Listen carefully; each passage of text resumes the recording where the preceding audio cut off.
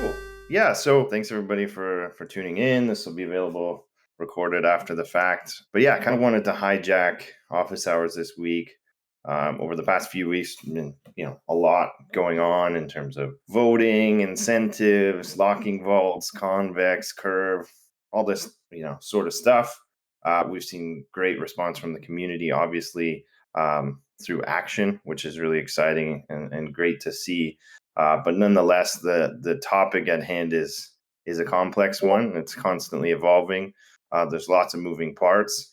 It's not just about how we approach things, but the reasoning behind it, the evolution of DeFi, the ecosystem, how we get yields, all that sort of stuff. So I thought it'd be cool to kind of tackle this as a whole for the community and kind of start from the beginning. So with that, John, maybe we can start with just like a brief overview of how Badger maximizes yields, specifically related to our newer convex vaults.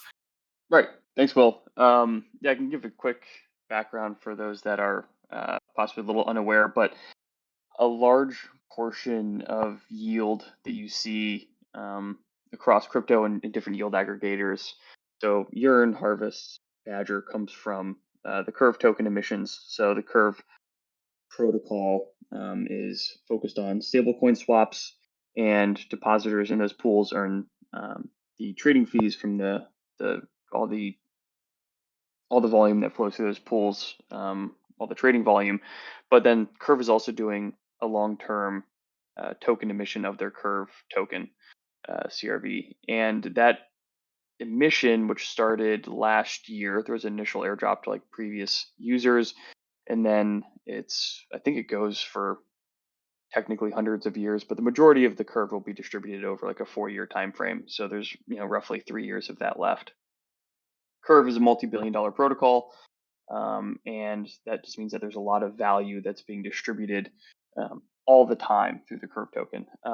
The thing about the distribution, though, is that it's controlled by Curve holders. So you lock up your Curve for 4 years using their interface, and it gives you vote weight that you can then use to vote for which pools receive Curve, and it's all just kind of proportional. You lock your Curve, and then you vote towards a certain pool, and then proportionally it's split up for how many votes per pool, and then that's how the curve is distributed going forward. There's probably some nuances there that I'm glossing over. I'm sure there's some more curve PhDs out there. If you want to come correct anywhere I might have glossed over something or be slightly incorrect, please hop up on the stage, um, and help us out. But high level, that's roughly how it works. So for a while, people were just kind of taking what Curve was getting, and Curve was reasonably distributed. People kind of voting for pools that they might have been in personally, and then there started to be a trend with Yearn. Kind of started it with accruing vote locked Curve, so that they could then kind of control where the curve was going. So as there became more and more pools, there became more and more competition over where that curve was being distributed. Because if you can isolate it all to just the pools that you're in, you can get higher yield. And if you're a yield aggregator that takes fees on performance fees or withdraw deposit fees, the more TVL you get, the higher yield that you can get on that TVL, the more fees that you get, the better it is for your protocol. So it makes some sense to try to kind of gain some more control so you can secure that yield going forward. So Yearn launched some wrappers for vote locked curve where you deposit to this vault similar to the Badger sets. It locks up your curve basically forever because it locks it for 4 years. And then anytime it unlocks, it will actually relock that curve. So you essentially kind of burn your curve, and then they were sharing the protocol revenue that flowed through, and they had some ways to kind of juice that up.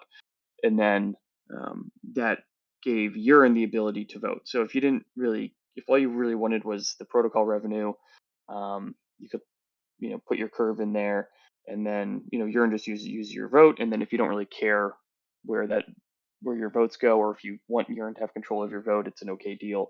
Now that type of locked asset hasn't that vault hasn't really kept peg to curve. I don't know if that's by design or not because you can't really get the curve back out of it, but not particularly relevant for this point. So I'll touch on convex since that was kind of the ecosystem earlier in the year. Um, Urine was really the only one kind of making that push to accrue a chunk of vote locked curve to then be able to um, direct direct those emissions long term. So then Convex actually launched earlier in the year. I'm not sure exactly when, with kind of the expressed goal of kind of having another governance layer on top of Curve. So they're using the Convex token and those emissions to incentivize deposits into their platform that they use to then deposit into Curve. And then they're also, incentivizing people to lock Curve with them. And the goal is to have more than 51%, more than 50% of the curve locked in convex. So convex basically can then have full, you know, well, I don't know if there's this explicit goal of more than 50%. I think that matters for some of the approvals for things like gauges, which I guess we'll talk about. But for voting on different pools, they can, then say, okay, now convex is the token that has massive curve, vote locked curve weight. You need convex now to help direct where convex votes. So it's like another layer on top of curve that you can accrue convex, and then they introduced earlier in the year is all just driven by TVL, but then a couple of weeks ago they launched a the actual convex voting. So I'll roll it back a little bit. We did move earlier in the year after convex launched, but before they had kind of permissionless voting on their pools for directing the curve vote weight emissions. Um, they We did launch some pools that were basically just harvesting curve and convex, and we're emitting them as in helper tokens. So we weren't actually selling them like a lot of protocols do. We were putting them into kind of auto compounding vaults themselves and then emitting those vaults so that users could get kind of already productive assets. So we launched those, and those quickly became the highest portion of our TVL in the platform is in these convex vaults, and those functioned for a while, and we were getting good yield because they were voting aligned with TVL, and Badger was sending a good bit of yield to the Bitcoin pools on convex. I guess a month or so ago at this point, Convex instituted their permissionless voting, where you vote with your convex on which pools that you want the yield to go to, and then that directs the curve emissions towards those. So at that point, right when it launched, Badger hadn't put everything in place to appropriately vote. We hadn't accumulated a large amount of convex, so that was why there was a dip in yields for a little bit, and then now we're right in the mix. We kind of finished phase one, I guess, of our strategy for dealing with this and trying to secure more emissions. So I guess I'll touch on one high level topic when we get to those. And I'm probably going over a couple questions all at once, but the way I see that the curve emissions these are kind of like the baseline emissions of DeFi. They're going to continue on for a long time. Curve has been around for a long time in crypto years. They're continuing to innovate. They're going to continue to be relevant, and their token is probably going to continue to have value.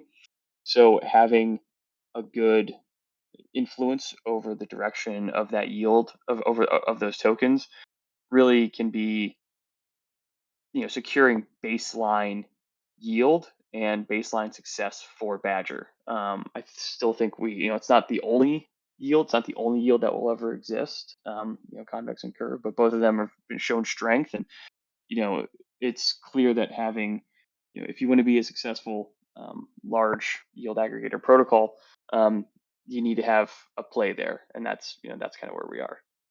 Yeah, that's great stuff. Yeah, you blazed through a few questions, but I think that might have been 1 and 2. I think that might be 1 yeah, and 2.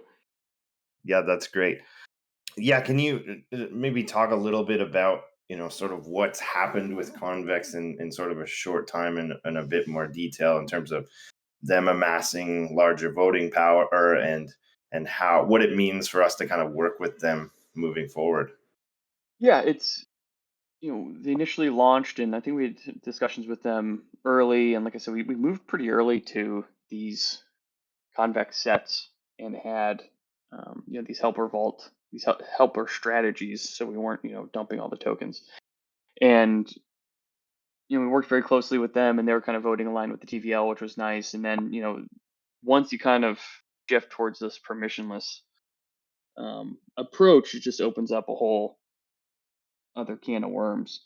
So it's becoming clear. They have the protocol controls a significant amount. I've seen numbers that are like 38 to 48% of total vote locked curve now, and that number is increasing. And what that means is that yes, it's having a say in the you can direct curve emissions by having vote locked curve, or now you can have it by do it by having convex. How you gain control of that, you can either just buy it and own it, or you can rent it basically by getting people to delegate to you, or uh, by having what Badger's built with his vaults, which I'm sure we'll get into. So there's different ways to accumulate things. If I think we've been pretty public that you know core team was interested in purchasing chunks of convex early on, but it's hard with the multi sig wasn't as efficient as it was back then to execute, and it's hard to make financial decisions as a DAO in the way that we would like to operate to kind of quote unquote ape into things. So I think we're in a better spot now to do that with future partners, or maybe still do some with convex, but um, not particularly relevant at the moment. But it's been you know very interesting to see how this is grown. Convex has grown its influence dramatically, and the value of the token has grown dramatically over the past couple months. And now it's everyone, every major protocol, not just yield aggregators, but another big target is all the projects that are trying to be kind of like the new decentralized dollar. So Fei, Frax, Mim, all of those are making big plays to have this control over the curve emission so they can secure good yield for their assets going forward. So it's another player in the game, and I think it also just opened up. Okay, this is a layer two on top of curve.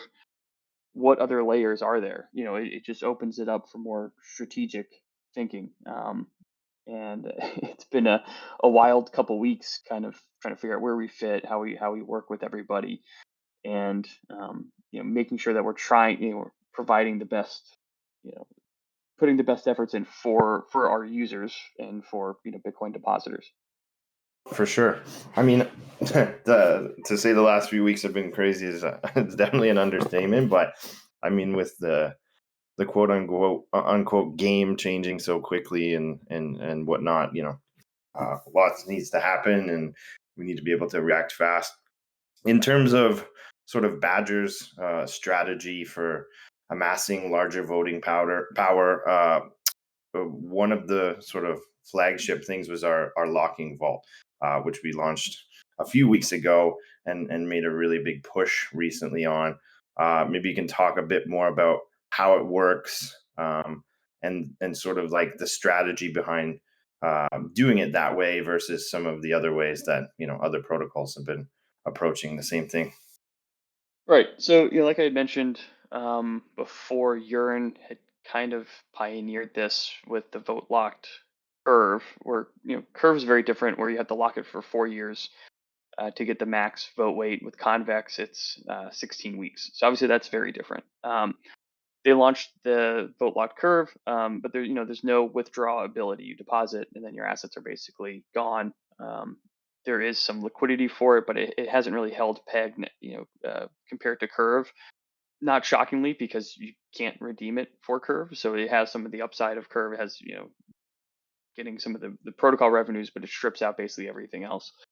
So we, when facing this kind of new new path forward with convex and saying, okay, well, we need to have, you know, convex vote weight to kind of subsist and continue to have good yield. How can we, how can we do that? We can, just buy chunks of it and hold it in the treasury, which even back then we could have gotten, sure, decent amounts of it, but the treasury has a fair amount of assets in it, but getting alignment from the whole DAO to buy, significantly diversify the treasury is a tricky thing, for sure.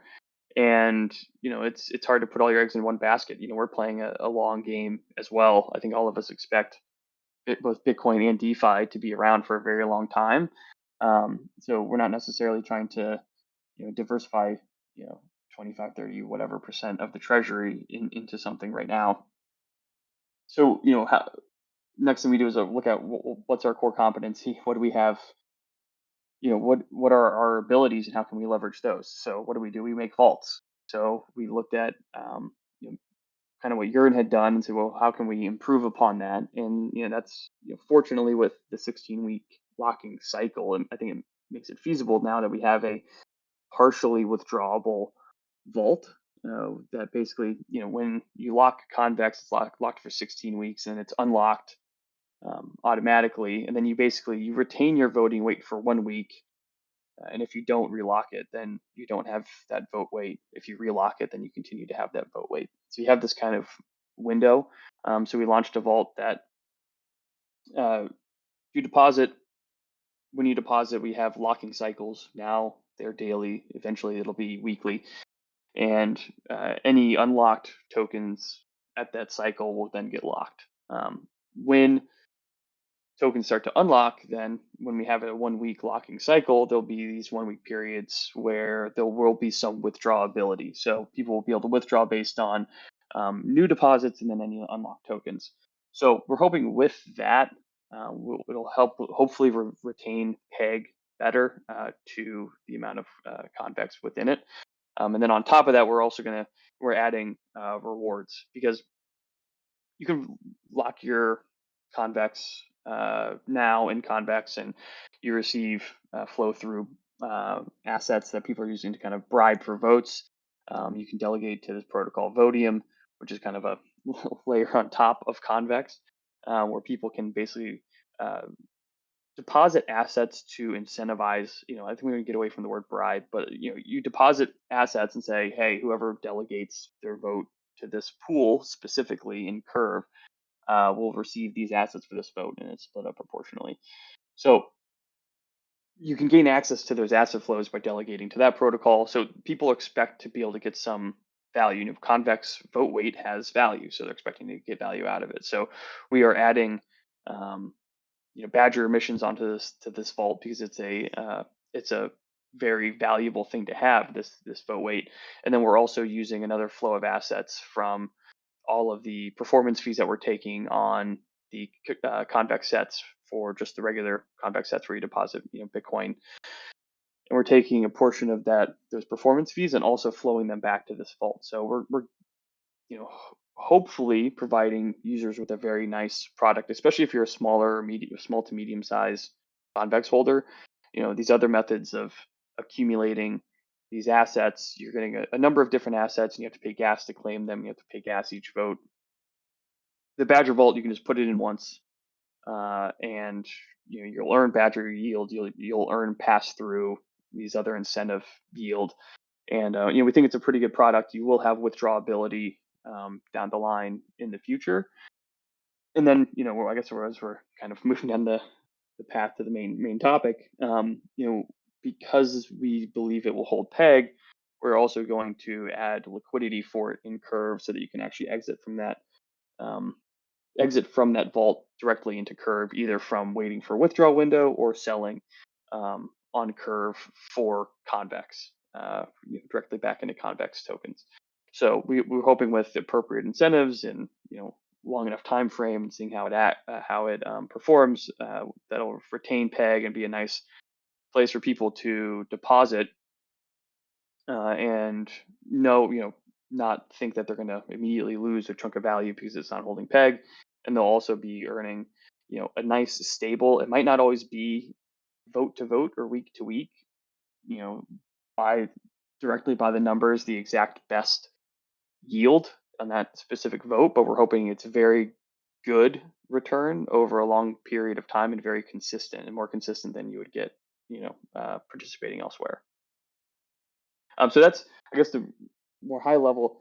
That's basically like us renting vote power, right? We're using Badger emissions, we're using other asset flows for people to deposit. That vote power can go away. People can eventually deposit and drain that vault, but we're hoping it's a good enough product that people will put assets into it, and that gives us, basically allows us to leverage up um, in our votes. And then if we're able to do that, we can have better yields, get more deposits, more, we can use those deposits to generate even more um, additional incentives to put on this vault.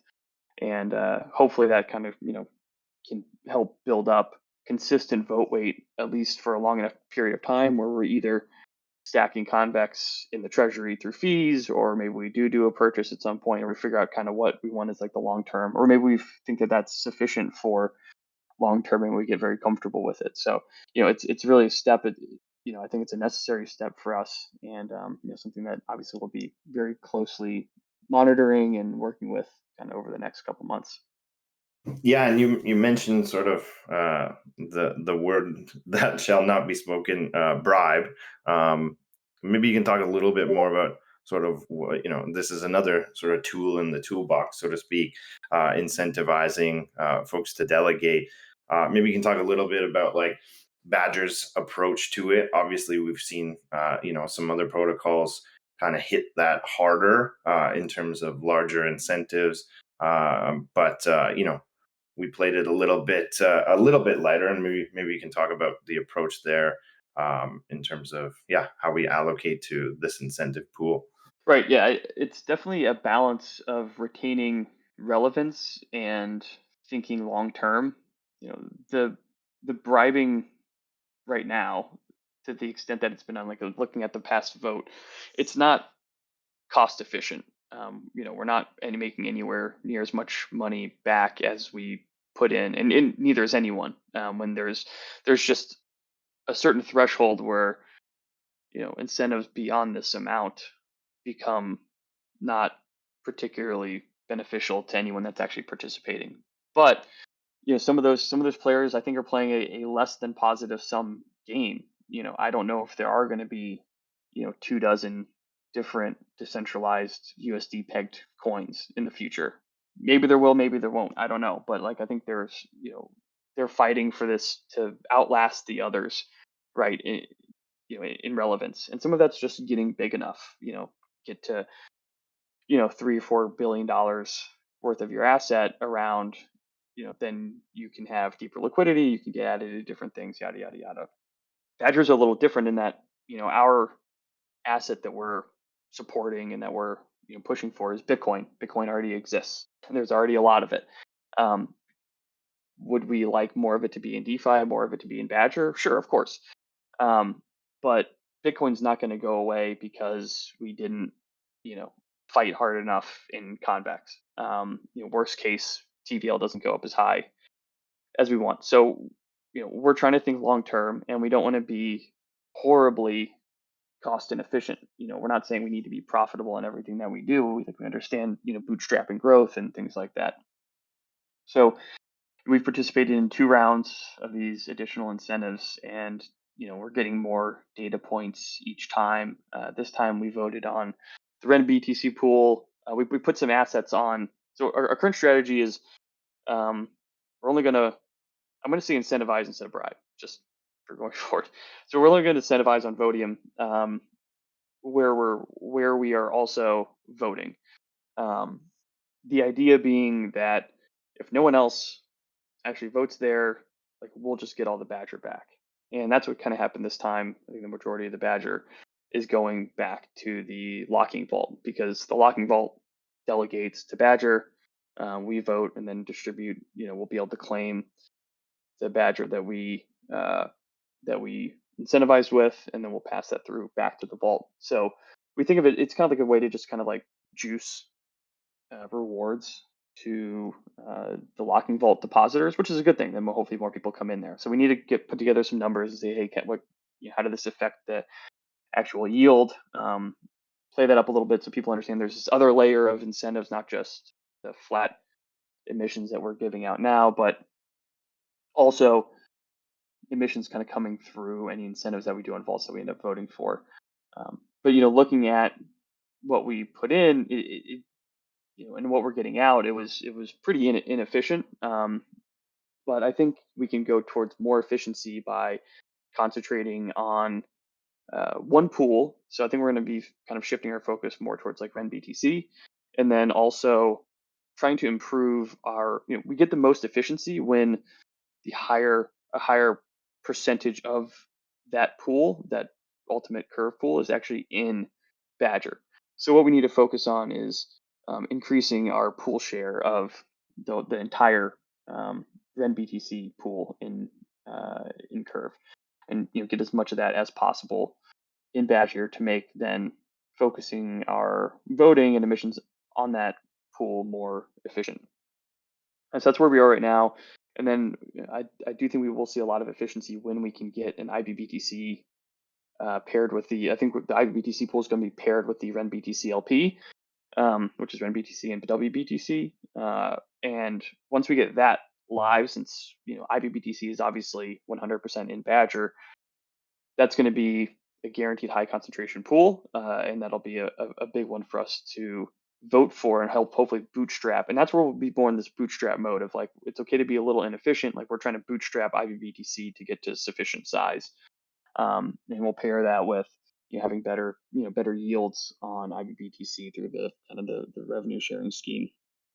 So that is kind of our North Star target right now. We're eventually, if I were to guess, and all of this is can change and turn on a dime, but if I were to guess, our main focus over the next couple voting rounds will be on RenBTC and IBBTC, both for voting and doing some additional incentives. And I think where we would be more willing to accept some inefficiencies with the voting on IBBTC. But I'll be interested to see how long all of this can last, because protocols, sure, like we're in a nice bull run right now, so values are going up, people have money, so they can keep doing it for a while. But you can't, like, it's basically the protocols burning money to kind of borrow yield. You would be better off providing, you can provide more efficient yield by just giving people the native token. um, it's a little different, though. It's a little different psychology versus having baseline yield versus just giving people giving the token away. I think we're in a little better spot because we do have like Badger Boost, and people are very familiar with like the point of Badger emissions.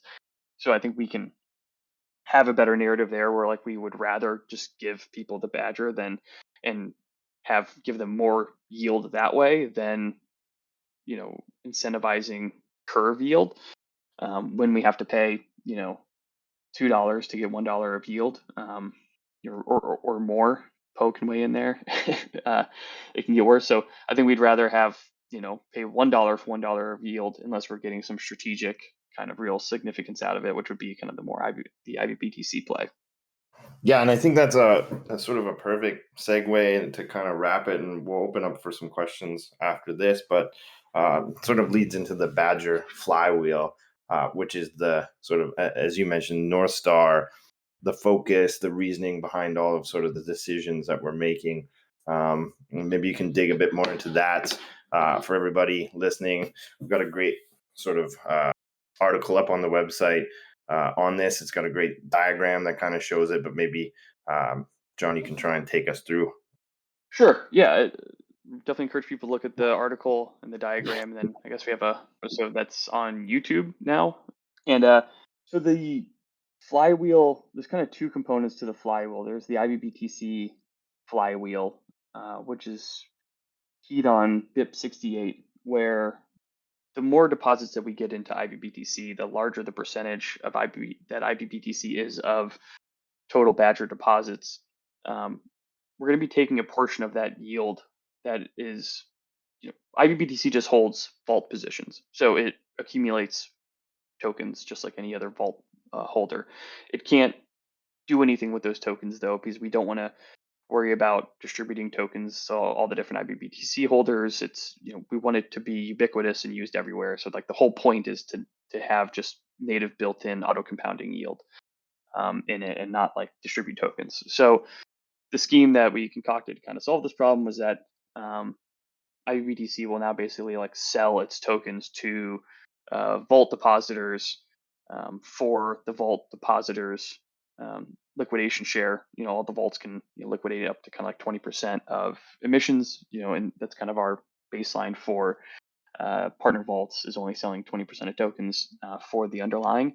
So vault depositors, regular vault depositors, have this 20% BTC creation capacity, and then they're basically going to be buying tokens at a discount from IBBTC continually. So that means that vault depositors get higher yield, and IBBTC gets native Bitcoin yield at some discount level to where the actual baseline token yield is. So if everyone's earning 10% on RenBTC, IBBTC might be getting 6%, yield. There are some changes coming in place with the BIP 72 that Chris just put through, that greatly reduces the withdrawal fee, and then institutes the ability for the DAO to take a larger fee from that IBBTC fee share. So I think there still will be some benefit to vault depositors for that interaction with IBBTC, but regardless, fees have gone down a lot. And the larger IBBTC grows, the more DAO revenue there will be, and then there will actually be like exclusive improved yield that you can only get at Badger for vault depositors. The more that IBBTC grows, so that kind of focuses everyone on saying, hey, let's like make IBBTC as successful as possible. It's the best thing for the DAO, for more assets in the treasury. It's the best thing for vault depositors. They get additional yield than they would otherwise if IBBTC didn't exist. So that's one side of the flywheel. That's nice, right? It gets us all aligned, helps that the more success we get, the more additional yield we get, et cetera, et cetera. On the other end, we need to make sure that we actually have yield for IBBTC. If it's only at 2%, like no one's really going to care. It's not going to catch on. So that's where we're focusing on Convex kind of came into play, where the initial scheme was to have the locked Convex vault and then use a portion, as I mentioned before, of the emissions that are flowing through for all vault depositors in Convex sets. And it might just start with the ones that are part of, for all Convex sets, we are taking, there's a 20% performance fee that's coming into the DAO, and that's denominated in BCVX and BCVX curve. And we're taking that BCVX curve and we're actually rerouting that to the locked vault depositors. So it's additional yield. We're still going to be getting the CVX curve yield and all the different asset flows that you would get for staking at Convex. All of that will still flow through, and then you're getting Badger rewards on top, and then you're getting CVX curve on top of that we're passing through.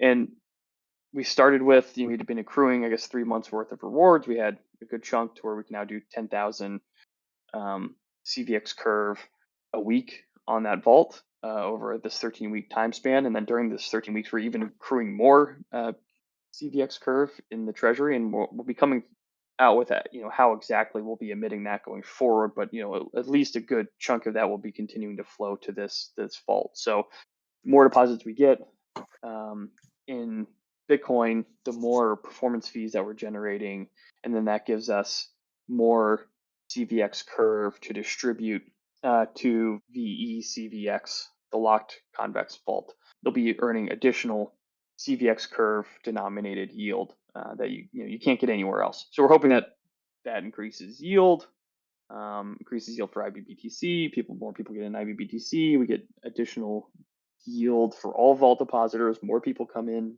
as vault depositors because they see the good yield in Bitcoin you can't really get anywhere else. Generates more performance fees. we can incentivize that vault more, and then hopefully more people flow in there, and then that kind of creates this flywheel. As we stole that from the Convex guys that hopped in our Discord. This flywheel to hopefully create a nice baseline for good yields and good consistent growth for Badger, going forward. Yeah, that's the scheme. Awesome. Yeah, Wasabi was just pinging me on the side with some good cues. How's it going, Wasabi? Hey, what's going on? I was just listening to the part about the yields for IBBTC, and this is, I think, like it's a point that we've talked about a couple times, and I'm not sure that I totally understand it. So I'm confident that there's probably some other people who don't understand it. So could you like just go back a little bit, a few steps back, even on how IBBTC is minted off of the Badger vaults, and then again on the exclusive yield part, like what is the direct connection between the getting better votes in Curve and how that filters into the IBBTC? Sure. Yeah, IBBTC. It's kind of like just more of like an index product, and right now you can mint it with a couple different Badger Vault assets. So the Ren BTC Vault, the T BTC Vault, and the SBTC Vault, I think, are the only ones that are, and I think actually the Yearn Vault. And we may transition that in the not too distant future to just being the Ren BTC Vault. But you take your B token and you deposit it into IBBTC, but you basically mint IBBTC. And now IBBTC holds your Vault token, and then you hold IBBTC, and you can go move that around wherever. And it's you can always redeem it for Vault assets that you can then redeem ultimately for Bitcoin. So it has redemption value, so it holds its value to Bitcoin, and ideally it increases in price over time relative to Bitcoin because it's holding these vaults that are earning yield. That it was ideated and built earlier in the year, and at that point I think most of our Bitcoin vaults were generally auto compounding, so it was fine because if they were earning 5% yield, you're earning your 5% yield in Bitcoin. When we launched the Convex sets, we went strong with a partner strategy, with the idea that partnering with different protocols is better than just farm and dumping, and we're hoping to continue the partnership in good faith with Convex going forward.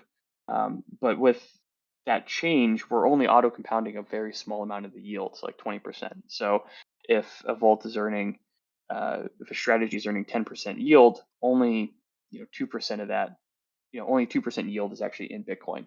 The other 8% is in tokens that, using our kind of partner stance, we can't sell. So IBTC is just accruing these tokens because it holds the same vaults that everyone's deposited in. It holds these Convex vaults because they're the highest yield, but then it just accrues all these tokens. We don't want to try to distribute them to IBTC holders because we want IBTC to be on Arbitrum, on Polygon, and Avalanche. We want it to be like listed on Binance or something. One day. You want to just hold IBBTC. It's Bitcoin exposure that increases in yield over, like, it just grows over time. It's like a Bitcoin savings account. That's what we want it to be. We don't want to worry about like, okay, I hold it, but then I need to be able to like receive airdrops of different tokens everywhere. So that's where BIP 68 came from, is trying to solve this kind of catch 22 of, okay, we want to be partner first and not sell a bunch of tokens, but we also want to have this auto compounding asset and have it be very popular. So what was proposed is that instead of having this fixed 20% yield in Bitcoin and then you get the rest in tokens, vault depositors, so just your everyday user of Badger, that Bitcoin part of their yield will now be kind of variable, because that's where we have this flow of Bitcoin, and IBBTC needs Bitcoin, right? It's got all these tokens, but it needs Bitcoin. So what's a decent deal? Okay, we'll have vault depositors, all the when the tokens are being harvested, interacting with IBBTC to then use some of that BTC capacity, so that 20% of harvest that it's able to sell and for Bitcoin, trade that with IBBTC for the tokens that IBBTC has, but do it at a discount. So IBBTC is getting the asset that it wants, and then users are getting more tokens, but they're getting tokens at a higher yield rate than they would otherwise because they're swapping it at a discount with IBBTC. And then also part of this, the DAO is no longer going to be accruing um, any BTC based performance fees. It's going to all just be in tokens. So what it means for users is actually now their BTC level of their BTC percentage of their yield will be somewhere between like 25 and 0%. But if it's 0%, meaning that they're getting zero auto compounding, they're going to be getting an extra 1, 2, maybe even more percentage yield in tokens on top of what they were already getting before. So that's that balance and trade-off for IBBTC that we hope we hope works out well for everybody. Did that Sorry, you said they're clear? going to get a balance in yield in tokens, so they are going to get these issued tokens now. Who? The users, like if you hold IBBTC, that's No. wasn't clear on. No, not at all. Vault depositors. So there's like two different users. There's IBBTC holders and there's vault depositors. So what's going to happen is every time so let's keep it isolated with just like RenBTC. Let's say IBBTC only holds RenBTC, and then let's say IBBTC holds 30% of RenBTC of the RenBTC vault, and that's the only thing that it holds. And then the other 70% of the RenBTC vault positions are held by just everyday users. So when you're looking at the list of holders, you'll see that 30% is up top, and that's the IBBTC contract. What's going to happen is we do a harvest on the RenBTC convex strategy, and then of the convex and curve tokens that are being distributed, 30% of them are being directed to IBBTC, and then the other 70% are just being directed to all the other holders, right? And then people have to claim and yada yada yada. What's now going to happen is, we have 30% of the values going towards IBBTC. There's going to be some discount. So let's say it's a 20% discount. So all of those tokens from IBBTC will go to all the other vault depositors, and then the trade-off is that of the 20% of total tokens that were able to be sold, IBBTC is going to get 80 cents on the dollar back in BTC, and that's just going to be deposited into IBBTC and increase the yield of IBBTC. So IBBTC doesn't, it'll just be receiving Bitcoin. They'll be trading anytime it gets tokens. It's like trading them with vault depositors on Harvest for Bitcoin, so that it goes up in Bitcoin terms only. And then vault depositors are just getting a good deal. They're getting a 20% discount or something like that on that trade, so that they're getting even higher yield than they would before. They're getting $1.20 back on the dollar for every Bitcoin that they're putting in there. So it's a 20% increase in that portion of the yield. Yeah. So the vault deposit. So IBBTC, the problem is that they're getting like these convex and curve tokens, but that doesn't help IBBTC because it needs Bitcoin. So they're basically changing it. So if you're in the vault, you're getting more of these tokens, which allows the Bitcoin part to go to IBBTC. So IBBTC is getting more Bitcoin, vault depositors are getting more of the other tokens. And so it's changing like the internal flow of these. Is that correct? Yeah, it would be easier to explain probably if there wasn't like that discount, like it was just like a 1-to-1 swap. But like I think it was important for vault depositors to get something out of the deal, right? It's like, okay, they're getting less Bitcoin than they necessarily would otherwise, but their overall gross yield in tokens that they're already receiving is higher. Jonto, this is a breakthrough moment for me. Thank you. No problem. No, this is good. I think we need to make like a kind of like a infographic or some kind of like animation that shows this, because it's very hard to just for someone like me to just visualize it with words. Like it needs some kind of diagram. But Thanks for that. That makes a lot of sense to me. But I guess we're running short, so hopefully we can open the floor and get some more questions up here. Yeah, feel free to hop up. Anyone that wants to hop up. I guess do you want to touch? I mean, the title of it is the curve gauge voting, which we didn't necessarily even talk about the gauge. I could give a little color on what a gauge is and um, Yeah, why it's that'd be important. great. I know we kind of blazed through that, but yeah, that's a great point to touch on for sure. Yeah. So Curve recently did make pool creation um, permissionless. For a while, it had been you had to get, basically governance had to approve new pools to be added. So if we wanted to have an IBBTC, WBTC pool, we would have had to get, it voted on and added. Like I said, recently they've made it basically pretty wide open to create new pools on Curve. So there is an IBBTC, WBTC pool.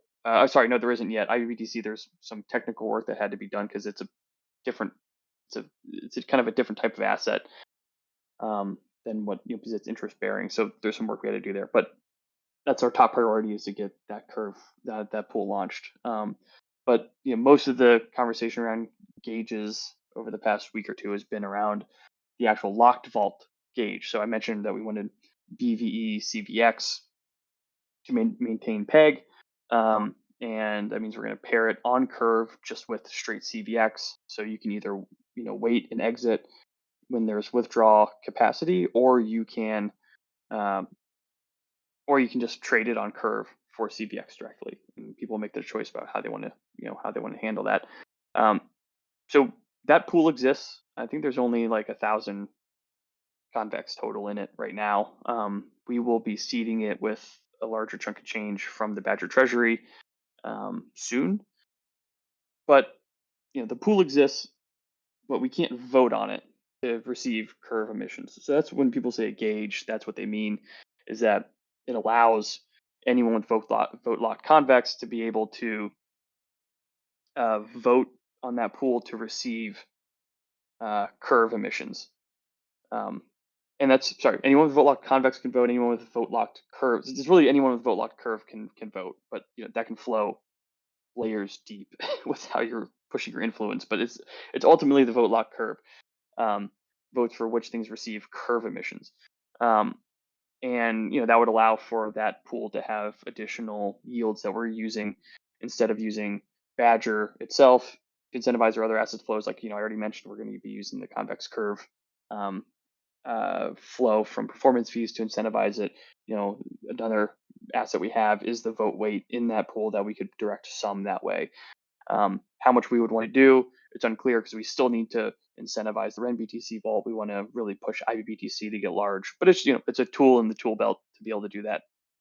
Where ran into some friction was Convex is built on top of Curve, but a lot of components of the governance are kind of automated, and there hadn't been precedent for a vote locked convex pool to be how they handle that. So the adding of gauges is not permissionless right now. The request for ability to request for a vote locked ability to request for a gauge is permissionless, but it still needs to go through governance. And the way that convex had already been set up before, since it's on top of curve, is like something comes into curve, and then it's the same vote basically flows through to convex. And I think they've been pretty much just saying yes, yes, yes on like new gauges for things, because mostly it's just like different flavors of Bitcoin or dollars or whatever. And then when that gets approved in curve, and then it creates a pool also in convex. So it's kind of this like intertwined system. So when we created the gauge vote proposal for our vote locked convex vault, that flowed through and had to created the governance proposal on the convex side um, to approve that vault. Now, so since convex does have almost 50% of all vote locked curve, they basically can say like yay or nay. You'd have to really collect a lot of people to outvote a no convex vote on any proposal vote. Obviously, the gauge weight stuff is all just percentages directed here and there. But for an actual proposal, it's yes or no. So that got when that flowed through, it kind of stirred up this whole question of like how does Convex deal with Curve and Convex tokens possibly being used to incentivize a pool that could grow the influence of another protocol in the Curve and Convex system, where Convex itself is totally built on maintaining a lot of control over the Curve system and obviously over itself. So, kind of spurred this philosophical and strategic debate that a lot of us were involved in the Convex Discord for number of days. I think things have settled down now, and will be that gauge vote did not pass. I think it's something we'll be re-putting forward in the future after kind of engaging with the Convex community more on what parameters or other other components may need to be addressed. But the pool exists, and we can incentivize it. And we might create a vault to make it easier to incentivize. You deposit in the pool, and then you deposit that pool token in a Badger vault, and we can do incentives that way. We can do a lot of different things without needing the gauge. But it's I think it's also a good practice because we're probably not going to be the last ones to do this, and then it'll set precedent for kind of how Convex deals with that in the future and kind of make a stance on kind of where they fit in this stack of Curve governance, and kind of how deep that stack goes and in what direction. So very interesting stuff. It'll keep we're in active discussions with Convex team and community, and we'll kind of see when it's right to put that proposal back in, and hopefully it'll breeze through, and we can kind of use that as a another lever in incentivizing this vault and kind of securing good yield for folks. But in the meantime, all the other components of incentives that we can do within the Badger ecosystem stay in play. Awesome, thanks, John. We're coming up to time now. I hope all in all this has been sort of helpful to listeners to understand sort of the reasoning behind some of the decisions we have to make, and then high level what Badger's strategy and approach is to it all. We've got a couple minutes left, so can open it up to anybody who wants to jump up and chat with us or ask any questions. Alternatively, we have the office hours discussion channel in the events category as well, so feel free to throw some stuff in there. Cool. Yeah, might be good to wrap then. Yeah, I guess we can call it. Let's see anything pop up in there. When IBBTC emissions, the new scheme is being worked on right now. We had to make some tweaks given BIP 72 to kind of add the DAO fee in there, and I think it's a high priority right there with having the IBBTC pool live. I would very much like to have both of those done quickly because we want to, if we can get the pool live, if we can get a gauge on IBBTC, and we can accumulate enough vote weight in Convex to kind of have an impact on voting for it, it would be very nice to have IBBTC also be earning good, decent native yield itself, so that it has utility beyond. Because the goal with all these things is you need to get a sufficient market cap and sufficient liquidity that you can then start being used in different protocols and things like that. And we can go for a while without IBBTC having great yield because we can push for utility, but ultimately it needs that yield to be an actual useful product and not just like a riskier WBTC. So don't have an exact date, but it's top of the priority list. No problem. Thanks for the question. Yeah, and yeah, we'll learn as we go what the right balance is for voting IBBTC liquidity pool versus RenBTC to like juice native yield. And we're always looking for other, like we just launched the M stable vault, and we're looking at other always keep an eye out. Like all these flywheels, like it's it's convex focused now, but like ideally if other protocols launch that have a similar mechanism for holding a token and then directing yields, like we want to have a stake in those protocols and play roll out the same playbook. So like we are protocol agnostic. We'll go where the yields are. Obviously, Convex and Curve are the big players right now. But we want to be in early and be able to build influence wherever we can on new protocols as well. Gauge votes for ARB Curve pools. No idea. I mean, if they're available to be voted on, we can vote on them. Are they available to be voted on now? I'm not sure. Yeah, I mean, if they good, glad we covered that. Yeah, if they are able to be voted on, I think it's something. I assume a rollback, like where we want to vote is where we have high pool capture, I think. So if they do become available to vote, and then we can make sure we have high pool capture in on Arbitrum for the curve pools there, then they could be good, efficient things to vote for. They'll make Poe happier, I think.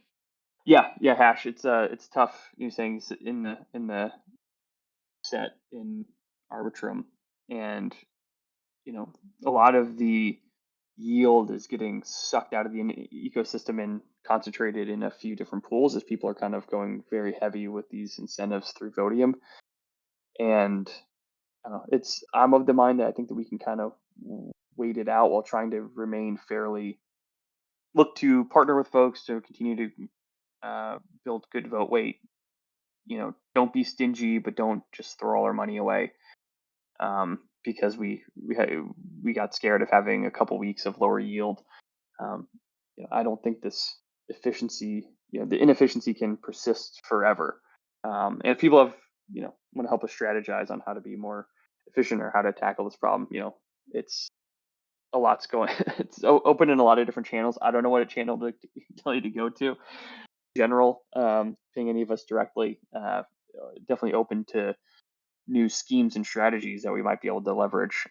As Hash said, it's the Wild West right now. We're all kind of figuring it out and really learning as we go. So hopefully all these things will kind of work out long term, and we'll have nice baseline yields for months going forward. Great, and with that, I think we'll wrap. So thanks everybody for joining. Thanks, John, for the in-depth discussion. I hope this has been great. We'll have this this recording up for your listening pleasure later today or tomorrow, and we'll see everybody back in a couple weeks for office hours.